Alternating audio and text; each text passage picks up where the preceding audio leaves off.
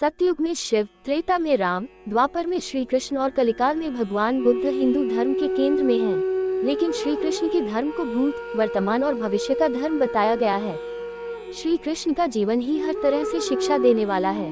महाभारत और गीता विश्व की अनुपम कृति है। महाभारत हिंदुओं का ही नहीं, समस्त मानव जाति का ग्रंथ है। इससे प्रत्येक मानव को एक अच्छी शिक्षा और मार्ग मिल सकता है। प्रत्येक मनुष्य को इसे पढ़ना चाहिए। महाभारत में जीवन से जुड़ा ऐसा कोई सा भी विषय नहीं है जिसका वर्णन न किया गया हो और जिसमें जीवन का कोई समाधान न होगा। महाभारत में देश, धर्म, न्याय, राजनीति, समाज, योग, युद्ध, परिवार, ज्ञान, विज्ञान, अध्यात्म, तकनीकी आदि समस्त विषयों का वर्णन मिलेगा। वर्तमान युग में महाभारत के एक प्रसंग से आज का मानव कुछ सीख ले सकता है। ये प्रसंग उस वक्त का है जबकि पांचों पांडवों को वनवास हो गया था। वनवास जाने से पूर्व पांडवों ने भगवान श्री कृष्ण से कहा, हे श्री कृष्ण, अभी ये द्वापर का अंतकाल चल रहा है। आप हमें बताएं कि आने वाले कलयुग में कलिकाल की चाल या गति क्या होगी, कैसी होगी। श्री कृष्ण कहते हैं, तुम पांचों भाई वन में जाओ और जो कुछ भी दिखे वह आकर मुझे बताओ, मैं तुम्हें उसका प्रभाव बताऊंगा। पांचों भाई वन में चले गए। वन में उन्होंने जो देखा उसको देखकर वे आश्चर्यचकित रह गए। आखिर उन्होंने वन में क्या देखा और श्री कृष्ण ने क्या जवाब दिया, जानिए अगले पन्नों पर एक रोचक प्रसंग। अगले पन्ने पर पांडवों ने वन में क्या देखा, युधिष्ठिर ने क्या देखा। पांचों भाई जब वन में रहने लगे तो एक बार चारों भाई अलग अलग दिशाओं में वन भ्रमण को निकले। युधिष्ठिर भ्रमण पर थे तो उन्होंने एक जगह पर देखा कि किसी हाथी की 2 सूंड है। ये देखकर युधिष्ठिर के आश्चर्य का ठिकाना नहीं रहा। अर्जुन ने क्या देखा, अर्जुन दूसरी दिशा में भ्रमण पर थे। कुछ दूर जंगल में जाने पर उन्होंने जो देखा उसे देखकर वे आश्चर्य में पड़ गए। उन्होंने देखा कि कोई पक्षी है, उसके पंखों पर वेद की ऋचाएं लिखी हुई हैं, पर वह पक्षी मुर्दे का मांस खा रहा है। भीम ने क्या देखा, दोनों भाइयों की तरह भीम भी भ्रमण पर थे। भीम ने जो देखा वह भी आश्चर्यजनक था। उन्होंने देखा कि गाय ने बछड़े को जन्म दिया है। जन्म के बाद वह बछड़े को इतना चाट रही है कि बछड़ा लहूलुहान हो गया। अगले पन्ने पर जानिए नकुल और सहदेव ने क्या देखा। सहदेव ने क्या देखा, सहदेव जब भ्रमण पर थे तो उन्होंने चौथा आश्चर्य देखा कि 6-7 कुएं हैं और आसपास के कुओं में पानी है, किंतु बीच का कुआं खाली है। बीच का कुआं गहरा है फिर भी पानी नहीं है। उन्हें ये देखकर घोर आश्चर्य हुआ कि ऐसा कैसे हो सकता है। नकुल ने क्या देखा, नकुल भी भ्रमण पर थे और उन्होंने भी एक आश्चर्यजनक घटना देखी।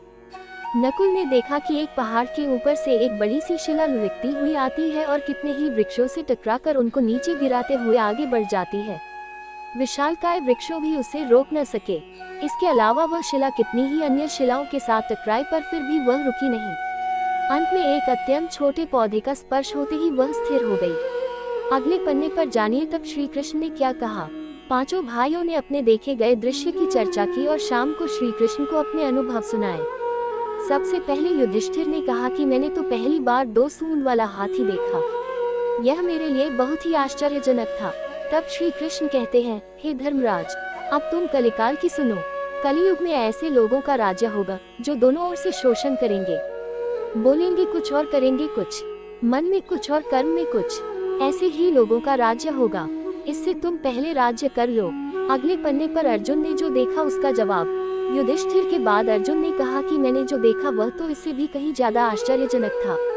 मैंने देखा कि एक पक्षी के पंखों पर वेद की ऋचाएं लिखी हुई हैं और वह पक्षी मुर्दे का मांस खा रहा है। तब श्री कृष्ण कहते हैं, इसी प्रकार कलयुग में ऐसे लोग रहेंगे जो बड़े ज्ञानी और ध्यानी कहलाएंगे। वे ज्ञान की चर्चा तो करेंगे लेकिन उनके आचरण राक्षसी होंगे। बड़े पंडित और विद्वान कहलाएंगे किंतु वे यही देखते रहेंगे कि कौन सा मनुष्य मरे और हमारे नाम से संपत्ति कर जाए।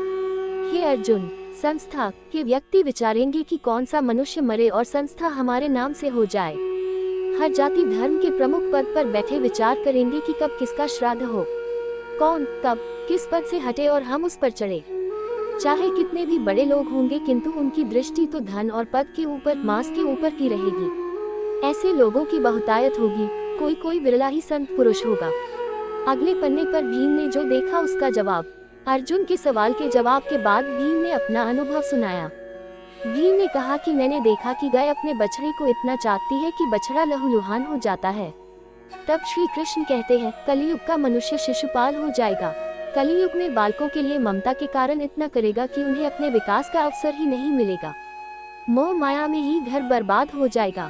किसी का बेटा घर छोड़कर साधु बनेगा तो हजारों व्यक्ति दर्शन करेंगे, किंतु यदि अपना बेटा साधु बनता होगा तो रोएंगे कि मेरे बेटे का क्या होगा। इतनी सारी ममता होगी कि उसे मोह माया और परिवार में ही बांध कर रखेंगे और उसका जीवन वही खत्म हो जाएगा। अंत में बेचारा अनाथ होकर मरेगा। वास्तव में लड़के तुम्हारे नहीं हैं, वे तो बहुओं की अमानत हैं। लड़कियां जमाइयों की अमानत हैं और तुम्हारा ये शरीर मृत्यु की अमानत है। तुम्हारी आत्मा परमात्मा की अमानत है। तुम अपने शाश्वत संबंध को जान लो बस। अगले पन्ने पर सहदेव ने जो देखा उसका जवाब। भीम के बाद सहदेव ने पूछा, हे श्री कृष्ण, मैंने जो देखा उसका क्या मतलब है? मैंने ये देखा कि 5-7 भरे कुओं के बीच का कुआं एकदम खाली है, जबकि ऐसा कैसे संभव हो सकता है? तब श्री कृष्ण कहते हैं, कलयुग में धनाढ्य लोग लड़के लड़की के विवाह में, मकान के उत्सव में, छोटे बड़े उत्सवों में तो लाखों रुपए खर्च कर देंगे, परंतु पड़ोस में ही यदि कोई भूखा प्यासा होगा तो यह नहीं देखेंगे कि उसका पेट भरा है या नहीं। उनका अपना ही सगा भूख से मर जाएगा और वे देखते रहेंगे।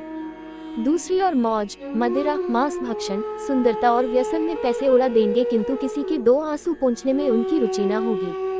कहने का तात्पर्य ये कि कलयुग में अन्न के भंडार होंगे लेकिन लोग भूख से मरेंगे। सामने महलों बंगलों में ऐशो आराम चल रहे होंगे, लेकिन पास की झोपड़ी में आदमी भूख से मर जाएगा। एक ही जगह पर असमानता अपने चरम पर होगी। अगले पन्ने पर अंत में नकुल ने जो देखा उसका जवाब। सहदेव के बाद नकुल ने श्री कृष्ण को बताया कि मैंने भी एक आश्चर्य देखा। वही कि एक बड़ी सी चट्टान पहाड़ पर से लुढ़की। वृक्षों के तने और चट्टाने उसे रोक न पाए, किंतु एक छोटे से पौधे से टकराते ही वह चट्टान रुक गई। तब श्री कृष्ण ने कहा, कलयुग में मानव का मन नीचे गिरेगा, उसका जीवन पतित होगा। ये पतित जीवन धन की शिलाओं से नहीं रुकेगा, नहीं सत्ता के वृक्षों से रुकेगा, किंतु हरि नाम के एक छोटे से पौधे से, हरि कीर्तन के एक छोटे से पौधे से मनुष्य जीवन का पतन होना रुक जाएगा। श्रीमन नारायण नारायण हरि हरि।